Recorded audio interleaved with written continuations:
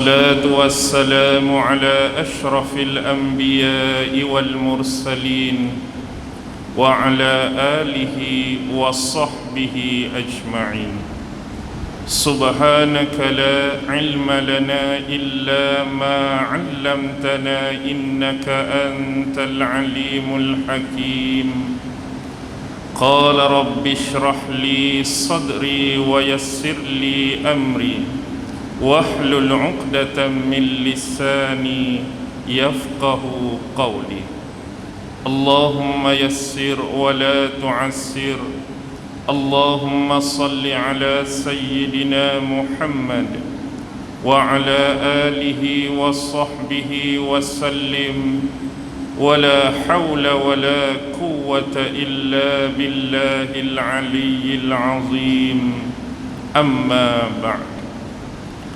Alhamdulillah, syukur kehadrat Allah Subhanahu wa ta'ala kerana dengan limpah kurnia, rahmat, kasih sayang dan inayah daripada Allah Subhanahu wa ta'ala, dengan keizinan dan kekuatan daripada Allah Subhanahu wa ta'ala, alhamdulillah, pada malam ini kita sama-sama dapat menyempurnakan salat Isya secara berjemaah, salat sunat tarawih sekaligus salat sunat witir juga secara berjemaah, alhamdulillah.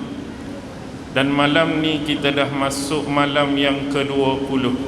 Mudah-mudahan 10 malam yang terakhir, 10 malam yang berbaki, Allah tetap memberikan keizinan dan kekuatan yang sama untuk kita menyempurnakan, sama ada berpuasa di belah siangnya dan menambahkan ibadat-ibadat sunat yang lain pada malam harinya, insya-Allah. Allah Subhanahu wa ta'ala berfirman di dalam suratul Baqarah merujuk ayat 185. Allah Subhanahu wa ta'ala berfirman, Syahrul Ramadan allazi unzila fihi al-Quran hudan lin-nasi wa bayyinatin minal huda wal furqan. Al-Baqarah 185.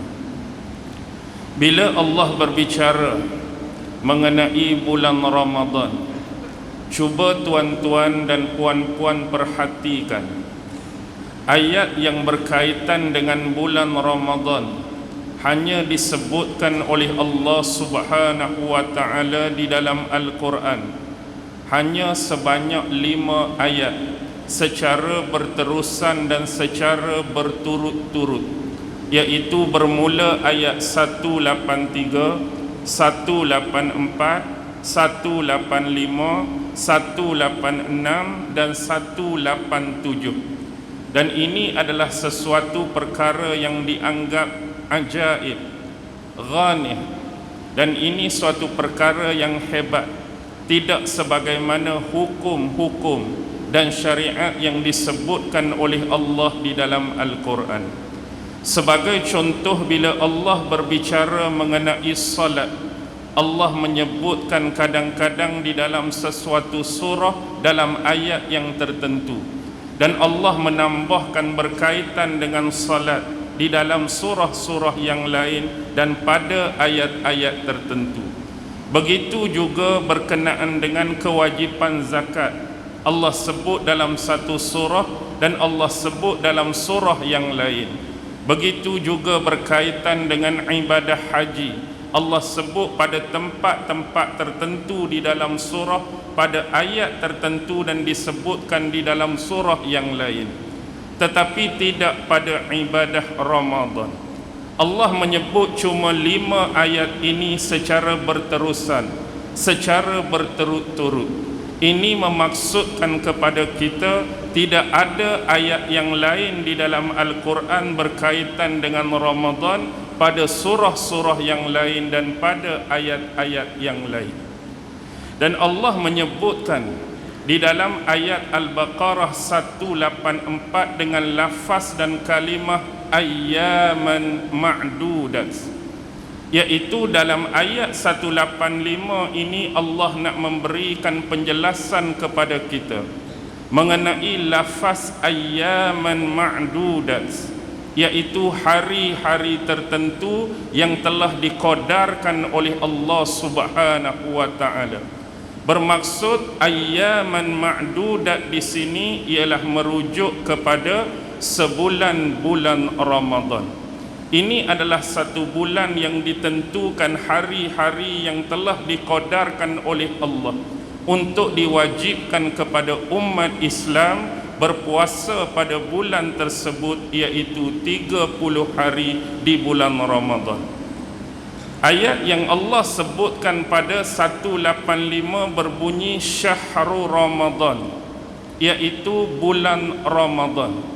Dan bulan yang dimaksudkan di sini adalah bulan Qamariyah, iaitu lunar month, iaitu sistem peredaran yang mengikut peredaran bulan untuk menentukan tarikh ataupun tanggal terjadinya sesuatu peristiwa ataupun event dalam kehidupan manusia.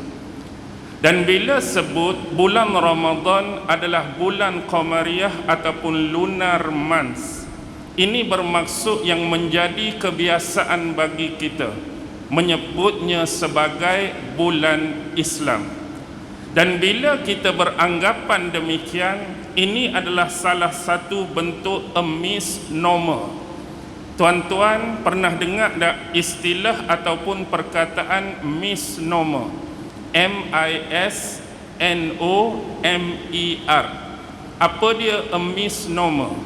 Misnomer secara mudah, secara yang kita nak faham, ialah sesuatu lafaz, sesuatu perkataan ataupun sesuatu islah yang kita cadangkan maknanya tetapi ternyata silap ataupun salah.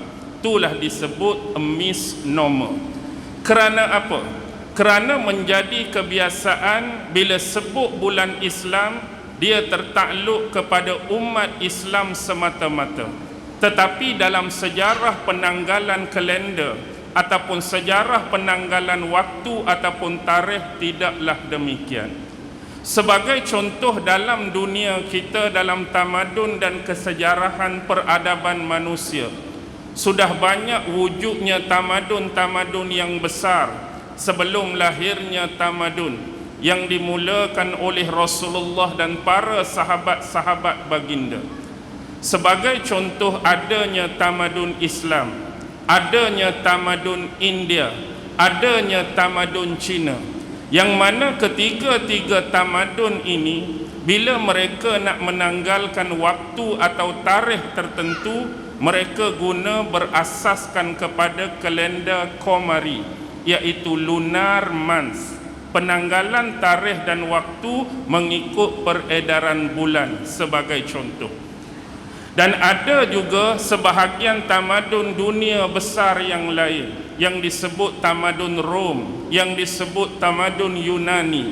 Mereka juga ada penanggalan tarikh dan waktu berasaskan peredaran matahari yang disebut solar month. Dan inilah yang perlu kita faham, antara tamadun-tamadun yang ada yang jadi misnomer tadi bila kita menganggap bahawa bulan Islam ini hanya milik dan digunakan oleh orang Islam dan tamadun Islam semata-mata. Inilah kesilap fahaman dan kekeliruan yang kita perlu perbetulkan. Adanya banyak lagi tamadun dan bangsa lain dalam dunia ni, kita berkongsi dengan mereka dari sudut menanggalkan waktu dan tarikh berdasarkan peredaran bulan. Boleh faham? Baik. Dan kalau kita nak rincikan lagi sebagai contoh, ada yang tamadun semata-mata menggunakan kalender berasaskan peredaran matahari semata-mata, seperti kalender Gregorian, seperti kalender Julian dan sebagainya. Dan ada juga yang menanggalkan tarikh dan waktu berasaskan bulan semata-mata, seperti tamadun Islam, adanya tamadun di India dan sebagainya. Tetapi ada satu lagi yang menggabungkan kedua-duanya, iaitu berasaskan matahari dan bulan serentak, iaitu mereka menggunakan kalender yang disebut lunisolar. Matahari pun dia guna, hak bulan pun dia guna dalam ketamadunan di China sebagai contoh. Jadi bila kita sebut sebagai syahrul Ramadan, daripada kalimah syahrun, bulan tadilah, maka lahir daripada kalimah tersebut kalimah ishtihar. Daripada kalimah syahrun lahir dan terbitnya kalimah ishtihar.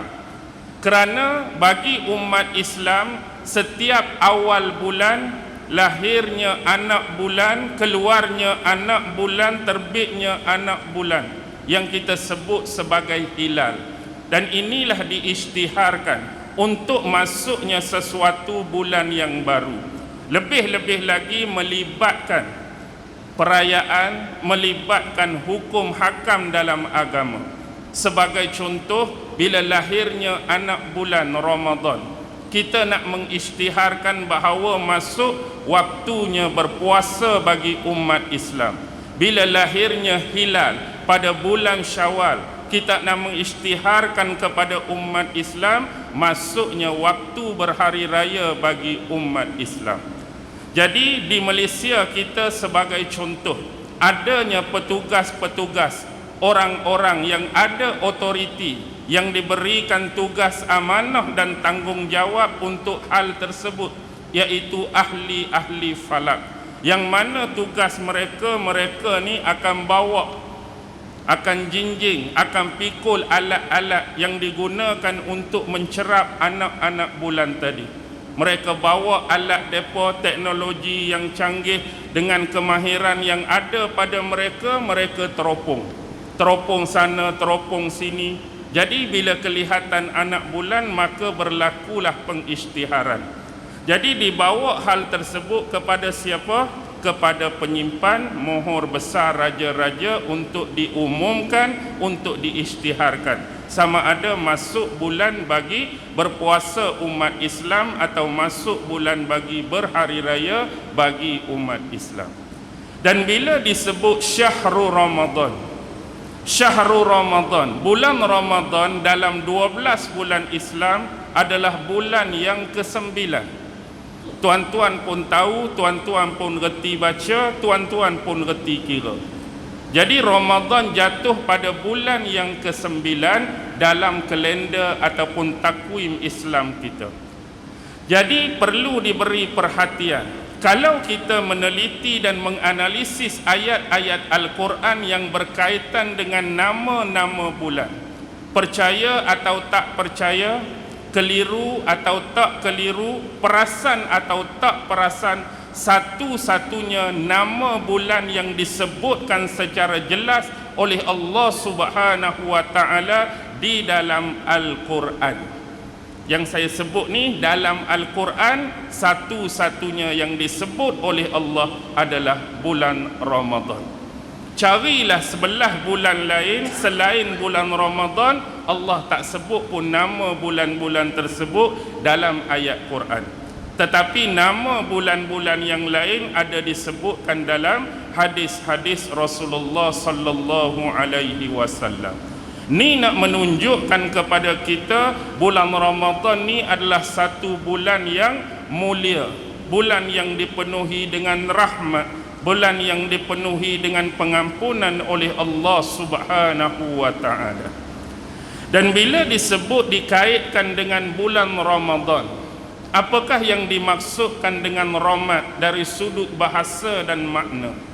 Rahmat dalam bahasa Arab bermaksud cuaca yang panas, tanah yang panas, memanggang dan membakar, terik dan menyengat.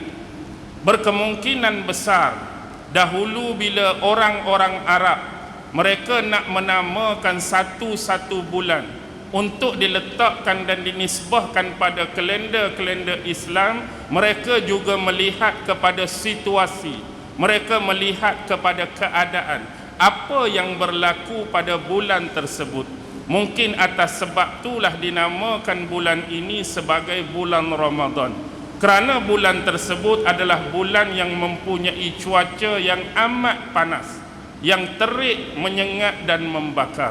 Sebab itulah selalu dikaitkan pada bulan Ramadan bagi orang-orang yang berpuasa, dosa-dosa dan kemaksiatan mereka akan dibakar dan dipanggang, sehingga tidak ada lagi yang tersisa daripada dosa-dosa mereka apabila mereka melakukan amal-amal kebaikan dan bentuk-bentuk kesolehan di bulan Ramadan. Frasa yang keseterusnya yang dibicarakan oleh Allah ialah unzila fihil Quran. Pada bulan Ramadan ini Allah memberikan penjelasan telah diturunkan oleh Allah pada bulan ini, yakni padanya bulan Ramadan diturunkan Al-Quran.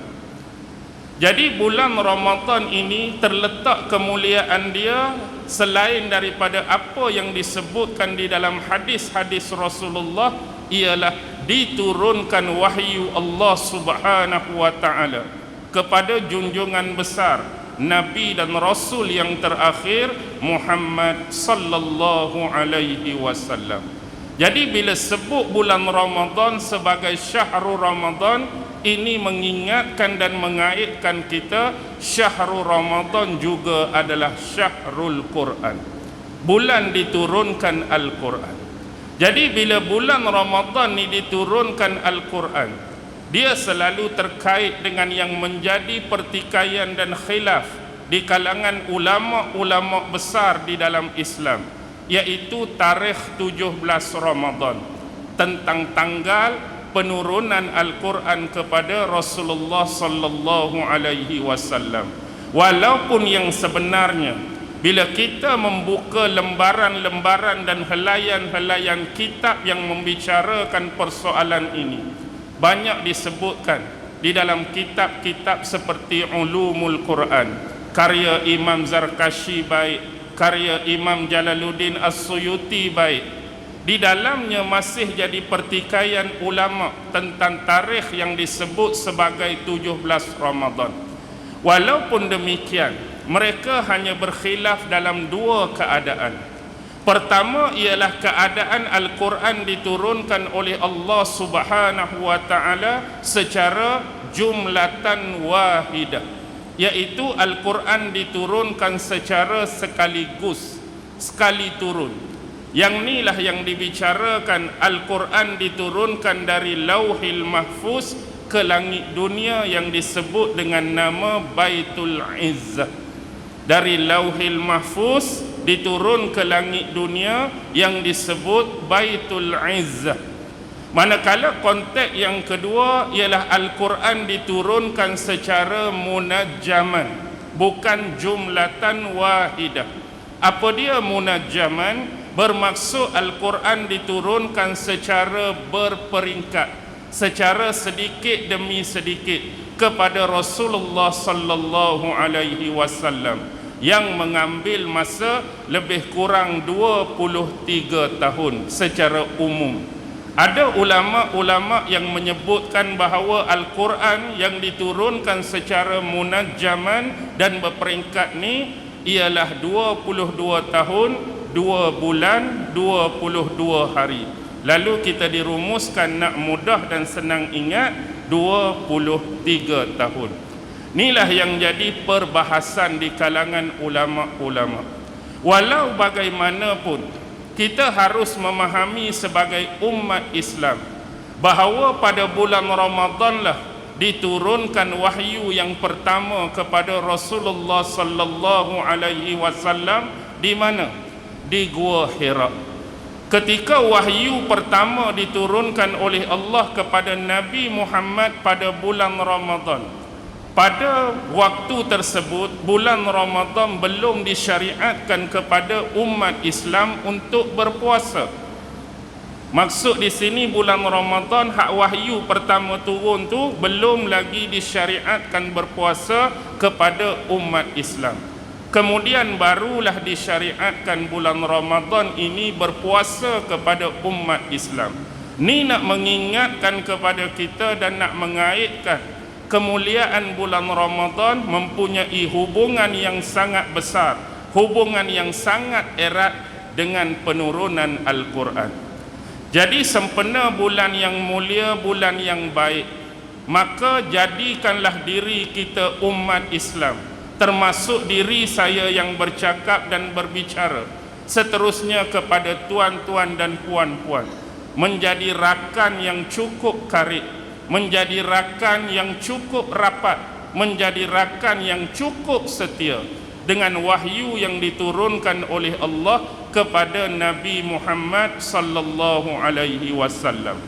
Dengan kata lain, sekiranya di bulan yang mulia ini Allah telah mempermudahkan dan melorongkan kepada kita untuk memberikan kemudahan kita membaca Al-Quran, sama ada dari sudut tilawahnya, sama ada dari sudut tadabburnya, sama ada dari sudut kita nak belajar mengenai tafsir, tajwid dan tarannumnya. Tetapi jadikanlah juga benda yang sama bila bulan Ramadan ini diangkat dan berlalu daripada kita. 11 bulan yang lain dan 11 bulan yang berbaki, jadikanlah juga Al-Quran ini sebagai teman yang setia kepada kita. Bagaimana mungkin kita nak memahami tentang Allah?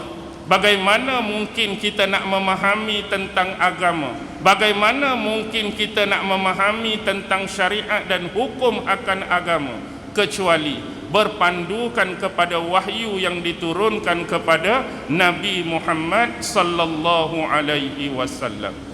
Dan disebutkan sifat bagi Al-Quran ni apa? Hudal linnas, sebagai bentuk petunjuk kepada kesekalian manusia. Dan ini adalah penjelasan daripada Allah dengan cukup jelas, bukan dari perkataan saya.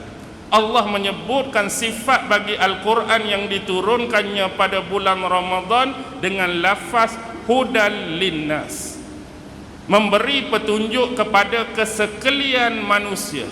Ni nak memberikan makna dan membuang kekeliruan yang selama ini ada pada kita, bahawa Al-Quran ini diturunkan semata-mata hanya untuk umat Islam.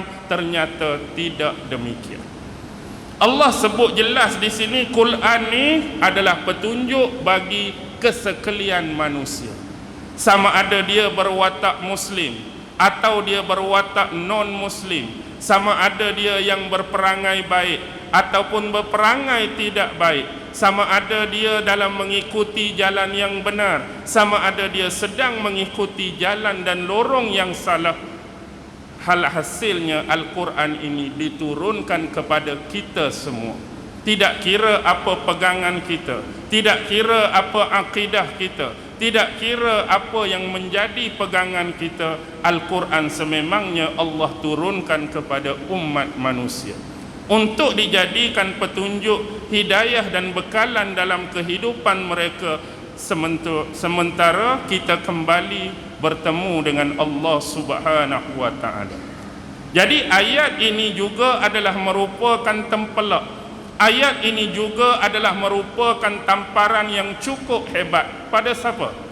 Pada golongan-golongan Yahudi, yang mana golongan Yahudi sebelum ini menganggap firman Allah yang telah diturunkan kepada bangsa mereka, firman Allah yang diturunkan kepada umat mereka, dalam erti kata firman Allah yang dinamakan Taurat, khusus untuk mereka. Tetapi jelas Al-Quran lebih lebar meluaskan sayapnya untuk kesekalian manusia. Al-Quran tidak hanya limitation terhad pada kaum tertentu, terhad pada bangsa tertentu, terhad pada jenis manusia tertentu, terhad pada perangai dan sifat tertentu, tetapi Al-Quran untuk keseluruhan manusia. Inilah untuk memadamkan kesombongan yang dimiliki oleh golongan Yahudi yang Nasrani, yang memaknakan ayat-ayat dan wahyu daripada Allah itu khusus dan limited untuk mereka sahaja. Jadi bila sebut Al-Quran ni menjadi sumber hidayah bagi kesekalian manusia, bagi kita umat Islam yang mengaku beriman kepada Allah, beriman kepada hari akhirat dan beriman kepada Rasulnya, bagi menjadi kewajipan dan amanah serta tanggungjawab kita lah untuk menyampaikan Al-Quran kepada keseluruhan manusia, sebagaimana yang telah dilakukan oleh Rasulullah, sebagaimana amanah yang ditinggalkan oleh para sahabat, sebagaimana tanggungjawab yang ditinggalkan oleh ulama-ulama sebelum kita, sama ada dari kalangan tabi'in, tabi'in dan ulama-ulama salaf yang lalu. Hari ini jadi amanah bagi kita yang mengerti Al-Quran, faham Al-Quran, yang mengamalkan Al-Quran untuk menyampaikan dakwah Al-Quran kepada golongan-golongan yang jahil, golongan-golongan yang tidak mengerti, golongan-golongan yang tidak mengetahui, bahkan sejauh kepada golongan-golongan yang menentang Al-Quran, golongan-golongan yang mempersendakan Al-Quran, golongan-golongan yang meremeh-remeh dan senantiasa mencari kesalahan-kesalahan Al-Quran. Itu jugalah kewajipan bagi kita untuk menyampaikan perkara yang hak dan yang benar.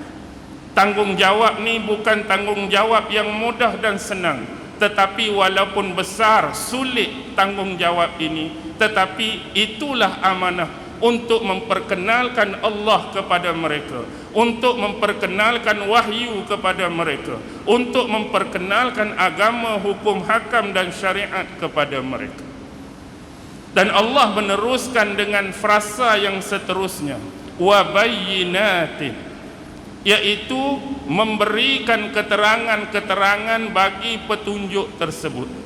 Al-Quran ini bukan berhenti pada menjadi petunjuk kepada sekalian manusia, tetapi Al-Quran membawakan keterangan-keterangan, bukti-bukti yang kukuh dan jelas untuk difahami oleh manusia bagi yang mahu berfikir tentangnya. Dengan kata lain, Al-Quran bukan mendatangkan sekadar hujah, sekadar dalil, sekadar bukti. Al-Quran ini datang dengan membawa keterangan-keterangan yang cukup meyakinkan, keterangan-keterangan yang cukup absolutely daripada kebenaran, daripada hujah-hujah yang dibawa. Dia bukan sekadar membawa ilmu, dia bukan sekadar membawa pengetahuan, dia bukan sekadar membawa kisah-kisah dan informasi, tapi dia dengan jelas mendatangkan bukti-bukti dan kebenaran dari hal tersebut. Bila Al-Quran berbicara mengenai ilmu, telah jelas bukti dan kebenarannya. Bila Al-Quran berbicara mengenai pengetahuan, jelas ada bukti dan kebenarannya. Bahkan bila Allah berbicara mengenai dirinya sendiri, telah diterangkan secara jelas bukti dan kebenarannya. Bila Al-Quran berbicara mengenai kisah para Nabi dan Rasul, ada bukti dan kebenarannya. Bila Allah berbicara mengenai syariat dan hukum hakam dia, ada bukti dan kebenaran dia. Bila Allah berbicara mengenai alam jagat raya, baik yang melibatkan langit, baik yang melibatkan bumi, ada bukti dan kebenarannya. Bila Allah berbicara mengenai entiti-entiti yang disebutkan dalam Al-Quran, baik berupa namanya malaikat, baik berupa namanya nabi dan rasul, baik berupa namanya manusia, baik berupa namanya jin, baik berupa namanya haiwan dan tumbuh-tumbuhan, ada jelas bukti dan kebenarannya. Ini kita perlu fahami dengan baik. Dan yang terakhir Allah menyebutkan wal furqan. Dan Al-Quran ini sekiranya difahami, sekiranya dibaca, sekiranya diamalkan, dia akan menjadi pembeza, pemisah di antara hak dengan yang batil. Allah akan memudahkan lorongan kepada kita untuk membezakan mana yang sebenar dalam agama, mana yang tidak sebenar dalam agama, mana yang hak dalam agama, mana yang batil dalam agama, mana yang benar dalam agama dan mana yang salah dalam agama. Dan bila itu diperkenalkan kepada kita, tuan-tuan dan puan-puan, kita harus melakukannya secara ma'an. Apa dia ma'an? Kebersamaan. Maksudnya dalam masa yang sama. Dengan kata lain, bila agama menjuruskan kita kepada tauhidul khalis ilallah, tauhid yang benar kepada Allah, tauhid yang suci kepada Allah, dia bukan sekadar menceritakan kepentingan dan kebaikan tauhid, tetapi dalam masa yang sama opposite, lawan bagi tauhid iaitu syirik juga harus diperkenalkan dalam masyarakat. Bila kita sebut tauhid, maka sebutlah juga tentang syirik. Bila berbicara mengenai tauhid, berbicara mengenai syirik. Bila kita berbicara mengenai sunnah, sebutkan dan bicarakan mengenai bid'ah. Bila kita sebutkan berbicara mengenai benar, sebutkan bicarakan mengenai salah. Bila kita bicarakan mengenai hak, sebutkan mengenai batil. Dan begitulah bukan setakat bentuk penceritaan, tetapi dalam pengamalan sekalipun. Yang menjadi kekeliruan dan kesilapan besar hidup kita ni, tidak ada ma'an dan kebersamaan tadi. Kita sokong mana-mana penceramah, mana-mana ustaz yang membicarakan, menyeru orang supaya berbuat kebaikan sebagaimana saranan dan pelaksanaan dalam Al-Quran dan Sunnah.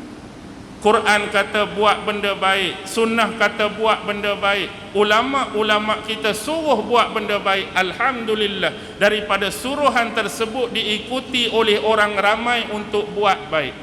Tetapi yang jadi keliru dan silapnya, bila kita tidak menyertakan berbuat baik, dalam masa yang sama perlu meninggalkan keburukan yang sedia ada, yang dilazimi dan dilakukan oleh kita. Kita tak mau hidup kita berhenti. Bila kita buat baik, buat baik, buat baik, dalam keadaan benda hak tak baik pun kita buat. Kita buat baik, benda hak jahat pun kita buat. Kita buat baik, dalam masa yang sama maksiat kita buat. Dia harus ada keselarasan secara bersama. Buat hak baik, hak jahat, hak duk ada tu tinggal. Yang jadi masalah bila kita tak tinggal, buat secara serentak baik dan buruk, maka tidak berlaku perubahan dalam hidup kita sebagai seorang Muslim. Analogi yang cukup mudah, bila kita kata kita nak mengajar anak-anak kita ataupun kita bertindak sebagai trainer, orang yang nak mengajarkan orang bawa kereta, orang nak ambil lesen baru, kita pun ajar dia. Walaupun dalam masa yang sama kita nak ajar dia agar dia menjadi penunggang motosikal, agar dia menjadi pembawa ataupun pengemudi kereta yang baik, daripada tak tahu langsung, zero pengetahuan tentang kenderaan yang dia nak naik, baik kereta ataupun motor, kita nak ajak dia daripada start enjin, daripada pengendalian dalam kereta, nak cek meter, nak cek minyak, nak cek suhu darjah Celsius enjin, nak pakai tali pinggang keledar, nak pakai topi keledar. Sampailah dia pandai, dia mahir, dia memahami selok belok, nak masuk gear, nak corner, nak parking dan sebagainya. Tetapi ingat, kita dianggap tidak sempurna konteks pengajaran kita sekiranya kita tidak menyertakan dengan undang-undang jalan raya. Bukan setakat ajak bawa kereta, oh lepas dah, corner bagus, parking masuk elok. Tapi undang-undang jalan raya, hak mana boleh, hak mana tak boleh, kita tak mau ajak.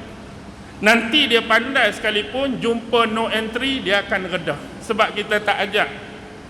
Nanti lampu merah pun dia akan redah sebab kita tak ajak. Tu hak kita tak ajak. Ni dah haduk ajak elok-elok, lesen L jadi P, hak P jadi hebat semua pun, hak geng motor biasanya tak dan hijau lagi, merah tu pun dia redah juga. Ni nak habat hidup kita ni, kalau berkenderaan perlu ada brake. Ada masa kita straight, ada masa kita jalan. Tapi dalam hidup kita ni ada ketikanya kita kena perlahan, ada ketika kena tekan brake. Tekan brake tempat mana? Tempat-tempat yang dilarang dan tak boleh. Begitulah kita dalam hidup. Ada benda yang diperintahkan oleh Allah, bila bertemu dengan benda-benda yang menjadi larangan Allah, perlahan sikit tekan brake. Ni tak tahannya, hak Allah larang pun 80 juga. Hak Allah tak bagi pun 100 juga. Hak Allah tak mau bagi pun 120 juga. Tu tuan-tuan tanyalah iman, tepuk dada tanya iman masing-masing. Di mana keadaan, situasi dan condition kita sekarang. Jadi untuk lebih faham, Al-Quran ni dah bagi formula-formula secara umum untuk kita faham dan mengerti hak mana boleh, hak mana tak boleh, hak ni betul, hak ni salah, tu kena faham. Sebagai contoh, formula Al-Quran secara umum yang selalu kita baca hari-hari, dah berjuta kali, puluh juta mungkin, lafaz Bismillahirrahmanirrahim, dengan nama Allah yang Maha Pemurah lagi Maha Mengasihani. Jadi kita dalam apa-apa hal, perlakuan, perbuatan, kita mulakan dengan lafaz Bismillah, menyebut nama Allah.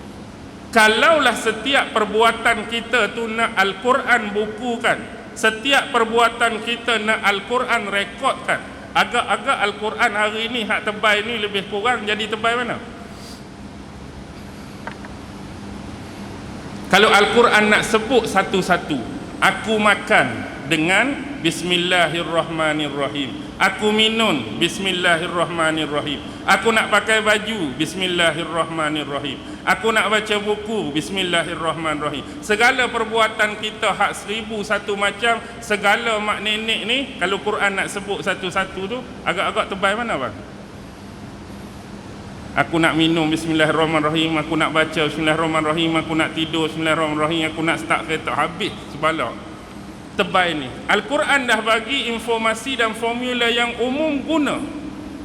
Antara yang lain yang melibatkan hukum dalam Al-Quran, bila Al-Quran mengarahkan kita untuk memuliakan, menghormati, menyantuni kedua ibu bapa, dan jangan sekali-kali menyebutkan pada mereka hanya lafaz uffin. Uff pun tak boleh dah, pun tak boleh dah, umum. Walaupun Al-Quran tak sebut jangan tengking, Al-Quran tak sebut jangan katok, Al-Quran tak sebut jangan marah, Al-Quran tak sebut jangan jerakah. Jadi formula hak umum tadi, pun tak boleh, hak lain tu boleh faham sendirilah. Kalau nak sebut satu-satu lepas pun tak boleh, jerakah pun tak boleh tengok, tebal lagi pula lah. Jadi faham formula ni. Nak bagi faham macam mana, gunakan peluang bukan setakat bulan Ramadan ni untuk kita muhasabah balik diri kita. Bukalah Al-Quran, rajinlah baca Al-Quran. Di sana apa yang saya sebut tadi tersembunyi semuanya. Ada ilmunya, ada pengetahuannya, ada syariatnya, ada hukum hakamnya, ada banyak pengetahuan dan informasi yang Allah letak dalam Al-Quran. Baki lagi tunggu apa? Tunggu rajin dan malas kita untuk tilawah dan tadabburkan Al-Quran. Jadi mudah-mudahan pengisian yang sementara, yang singkat dan santai pada malam ini, sekurang-kurangnya dapat masing-masing memuhasabah diri kita. Terutama siapa? Saya ni lah hak sembang degah-degah, hak sembang kuat-kuat ni untuk diri saya. Mudah-mudahan Allah memberikan kemudahan atas saya mengamalkan apa yang saya sebutkan tadi. Dan itulah juga yang diharapkan kepada tuan-tuan dan puan-puan. Semoga Allah juga memberikan kemudahan yang sama untuk membaca, memahami dan mengamalkan Al-Quran secara keseluruhannya. Dengan ni saya berhenti di sini. Wabillahi taufiq wal hidayah. Wassalamualaikum warahmatullahi wabarakatuh. أعوذ بالله من الشيطان الرجيم بسم الله الرحمن الرحيم اللهم إنك تعلم أن هذه القلوب قد اجتمعت على محبتك والتقت على طاعتك وتوحدت على دعوتك وتعاهدت على نصرة الشريعة فوثق اللهم رابطتها وأدم ودها واهدها سبلها واملأها بنورك الذي لا يخبو واشرح صدورها بفيض الإيمان بك وجميل توكل عليك وأحيها بمعرفتك وأمتها على الشهادة في سبيلك إنك نعم المولى ونعم النصير وصلى الله على سيدنا محمد وعلى آله وصحبه وسلم سبحان ربك رب العزة عما يصفون وسلام على المرسلين والحمد لله رب العالمين الله أكبر الله